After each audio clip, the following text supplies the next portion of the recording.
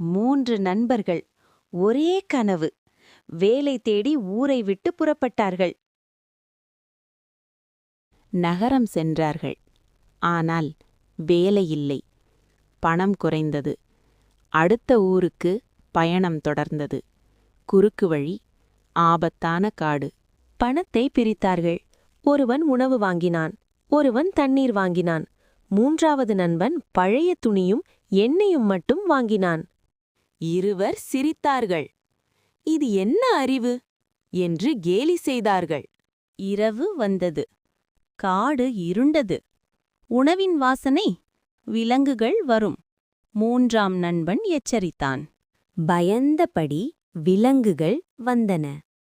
மற்ற இருவரும் ஓடி ஒளிந்தனர். ஆனால் 3வது நண்பன் தான் வாங்கிய பொருட்களை வைத்து தீ மூட்டி விலங்குகளை விரட்டினான். உயிர் தப்பியது. அப்போது முதல் நண்பன் கேட்டான், இதெல்லாம் தெரிந்துதான் நீ உணவு வாங்கவில்லையா? 3ஆம் நண்பன் சிரித்தபடி, இல்லை, நம் பயணம் காட்டில். பசிக்கு பழங்கள், தண்ணீர் கிடைக்கும்.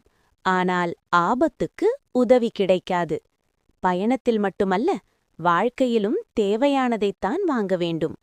மூவரும் பாதுகாப்பாக அடுத்த ஊரை அடைந்தனர். வேலை செய்து சம்பாதிக்கத் தொடங்கினர்.